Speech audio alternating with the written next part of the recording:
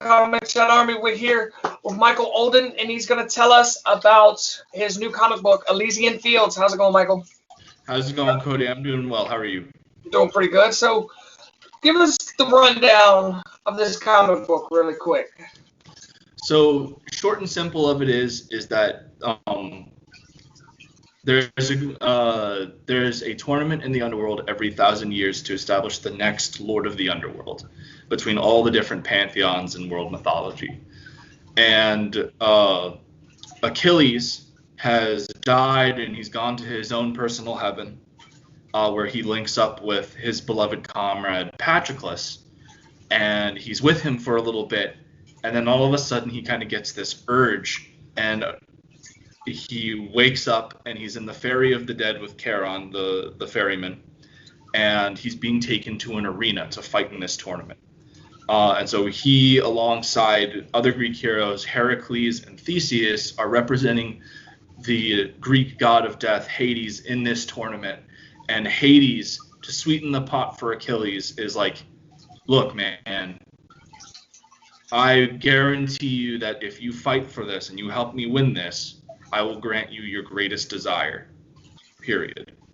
And so Achilles is driven by this to win the tournament, and there are lots of really big stakes at play for the gods. There's stakes at play for, obviously, the heroes. You know, Achilles has his own personal reasons for doing this, which will be revealed in the series. But yeah, no, it's a really exciting book. You're going to see all sorts of really cool fights between mythic heroes from every corner of the globe. You're going to have things that fans really like. One of the big things that I'm looking forward to doing is when the Norse pantheon and the Greek pantheon meet, and you have Viking heroes versus classical Greek heroes, and that's going to be a really, really fun thing to do. I already have some big plans for that. All right, so let's go back to the first book. Is the first book going to be your traditional comic book, 28 pages, or is it going to be a novel? So the first book is going to be a traditional book. The story clocks in at around 24 pages.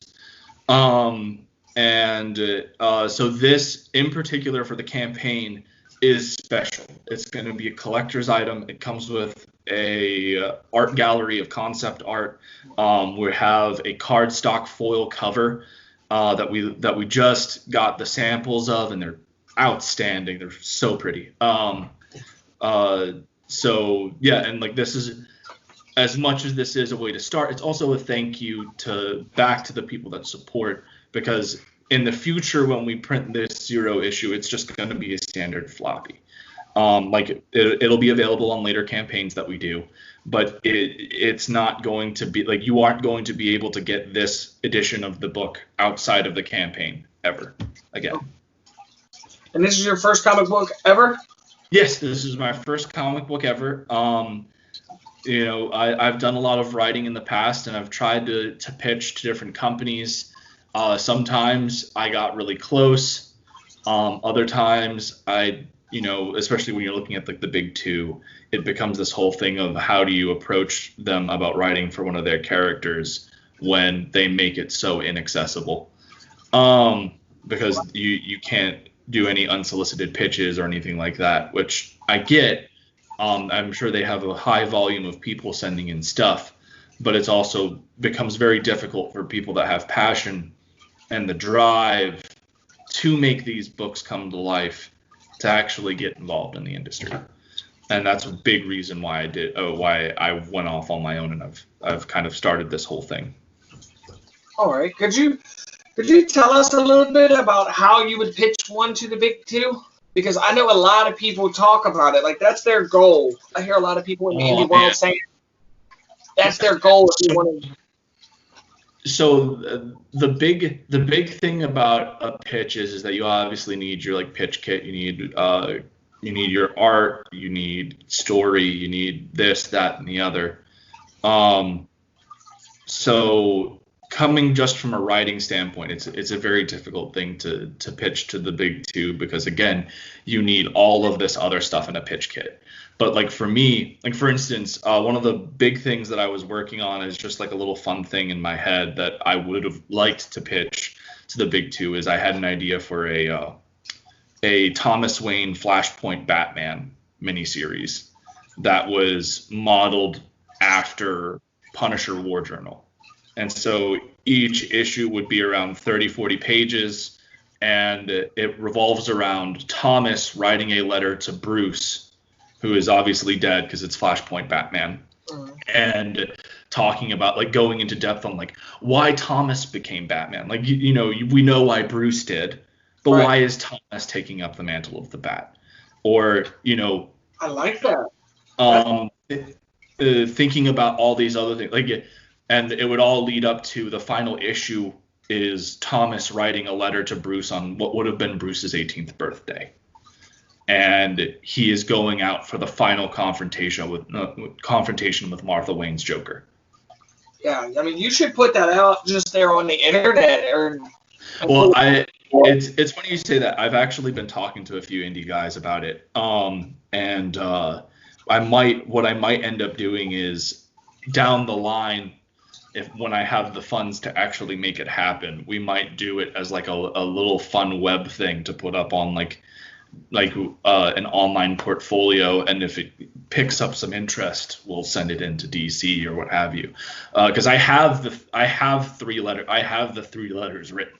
I have them completely written, and then all I would have to do is write the script for the book and break the letters down, because like the whole thing is that throughout each issue you get like per few panels segments of the letters, and then it wraps up at the end of each issue with from your loving father, Thomas Wayne.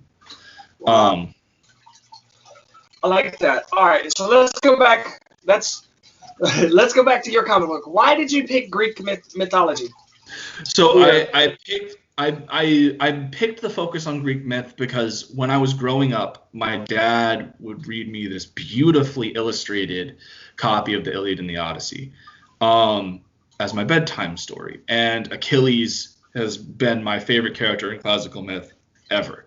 And so it's really fun to get a chance to work with this character that I love and I've put so much devotion and reading on and what have you, and really bring him to the forefront in a way that I feel represents who he was in the myths better than what's been put out in Hollywood, better than what's been put out in a lot of things, because there have been a few times where it's come very close, but nothing's really captured the character the right way. And so it's something very exciting for me. And then, we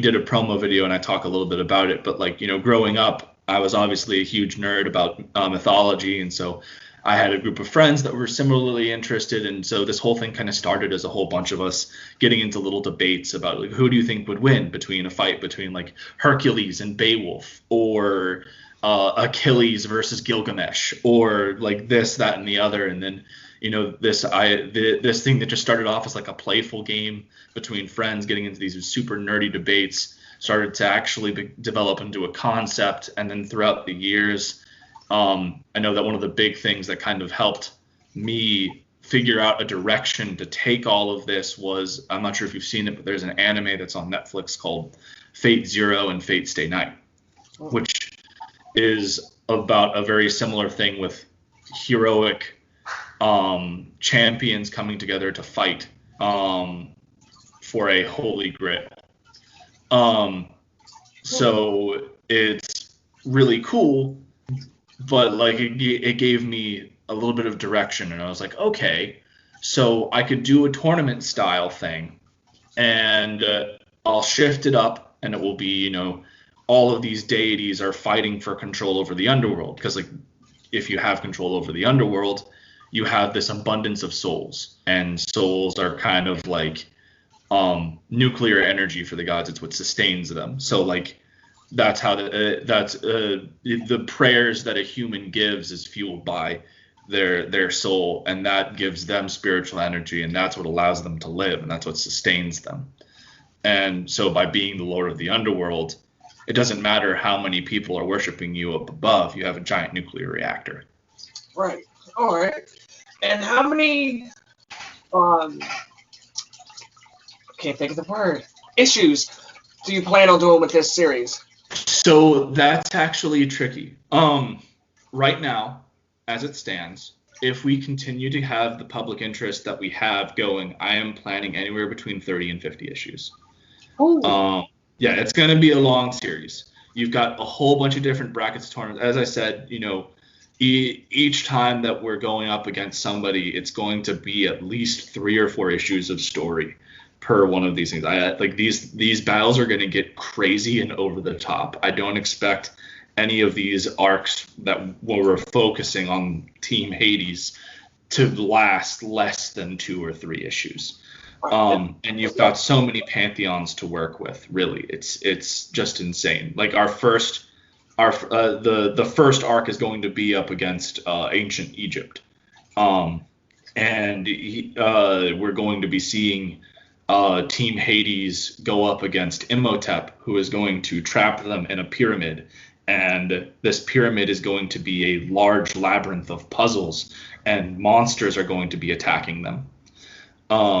And so you've got Achilles and Heracles, who are fighting off like Anubites, giant scarabs, all these other things, while Theseus is figuring out all the puzzles. And this is, of course, in the first arc, where the campaign is for the 0 issue, which establishes everything and starts to get us toward there and what have you, and ends with the first big fight of the tournament kicking off between Achilles and Gilgamesh. And then that concludes in our first issue, and then we move on to the fight in the pyramid. Are you going to do like side stories and break off? Yes, and so that's what I was saying, is that what is going to happen is per every arc you are going to have one side story about one side character. The big thing about this is that every single character in this is a mythic hero. Every single person is a protagonist with their own story to tell. And as a result, so like the first one that I'm planning on doing is Theseus. And it's going to be really fun because most people are going to be expecting the Minotaur. But I'm going to be telling a story about Theseus that hasn't been told before. It's still part of his mythos. It's still a part of his story. But it's one that most people haven't heard before. And so it'll be worth reading. Like everybody knows what happened in the Minotaur. He went around the labyrinth, had a spindle of thread that allowed him to keep track of where he was, and eventually he ganked a giant bull man. Really cool. Not saying that it's not a story worth telling, but he's a hero. He has many stories, and so the one that we're going to be focusing on is one that I don't think people know about, and so it's going to be a fun read to see this different side of a character. So this story is going to be very accurate to the heroes and the villains. I am going to be going as accurate as I can be. I'm going to be taking artistic license here or there. Achilles' armor is not exactly period accurate or anything, and he's using a kopis, which is a style of sword that didn't come about until the Hellenistic era. Okay. So it's not like I'm going to be going so stringent to accuracy that I'm going to be a pain in the ass. And there are going to be things that I play with other myths and what have you. And I know that one of the big characters that I'm going to be using at one point is King Arthur. Arthur is going to be fairly unrecognizable because he's going to be predominantly, rather than the super Christianized version that we have come to know, he is going to be a character rooted in Welsh mythology. So, Excalibur isn't going to be called Excalibur. He's going to have the Welsh name, which I'm not even going to attempt to try and pronounce on camera because it's Welsh, and I'll probably butcher it, and someone watching this video will be like, "Hey, I grew up in Wales. That's not right. You messed that up," because there's 6 consonants together. Right. All right. So this battle, is it going to take place within a year? In the story timeline, is it going to be over 100 years? Time is a very malleable thing, okay. And when you're in the underworld, there isn't really a good way. I don't want the audience to really know what time period this takes place in. I don't want them to know like how long it necessarily takes place for. All we know is that every millennia this tournament takes place. And there's a reason for that. Like as I said, this time is this very malleable construct, and when you're in the underworld, it's not something that really matters. Right. So like you can't really perceive anything that happens in this tournament by time that you and I understand, because one day in our world could be like a few minutes there. Gotcha. You should put like a little nod to Kratos, the God of War. I mean, that would be a fun thing to do, but I'm fairly certain that I'd be hearing some gripe from Sony, because that would definitely be steering a little bit towards copyright infringement. But they have maybe like his sword in the background, or maybe like anything is possible. I do plan on introducing Daedalus at some point in the series, and he's going to be the armorer for Team Hades. He's going to be the guy that designs a lot of their stuff later on. Theseus in this book actually has. I just emailed my artist about this because I had this brainstorm the other day, and I was like, oh man, this would be such a cool thing to have.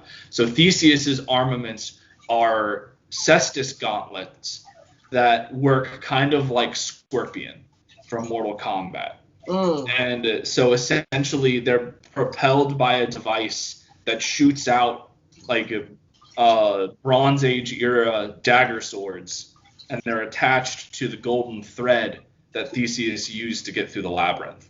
And so he uses those to like throw at opponents and bring them close, and then that also works as like dual wielding daggers. And then since they're cestus, they've got like spiked knuckles, so he can punch with them. He can use the daggers to stab and parry, and then he's got this ability to like to shoot one of the daggers out and reel somebody back in to bring them up close if they're trying to play the keep away game.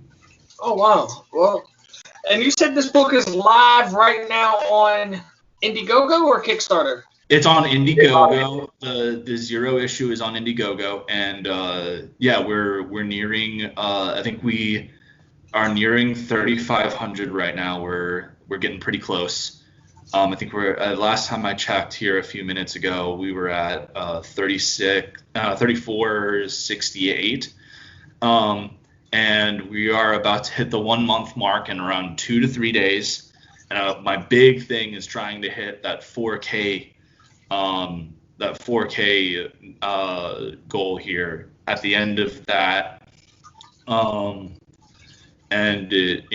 it's going really well. And the one thing I will say is that our flex goal is a bit high. That was a bit of a mistake on my part, because this is, as I said, this is my first comic book. I was just kind of trying to establish what would be a good way to be like, all right, this is maximizing profits.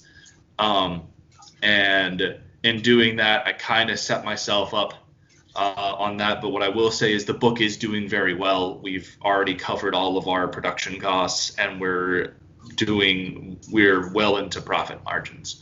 So like no matter what, this book is coming out, and I don't want people to think that if they contribute and they don't hit the flex goal, and we don't hit that flex goal, they're not getting the book, because they are, and they're getting the next one too. We're already at the point where it's like there's public interest, people want this story, we're going to keep pushing forward.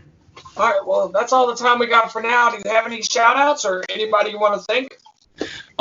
Just want to thank everyone that's given us support so far. I do want to thank Luke Stone, who is our letterer. He's done a whole bunch of campaigns over the past few years, and he's really been a huge force in helping me get this thing up and off the ground, and has helped me out a lot. And then, just thanks to everyone in the indie comic community. Shout out to Dave Brink of Perfect 10, who's been a huge supporter of this book as well.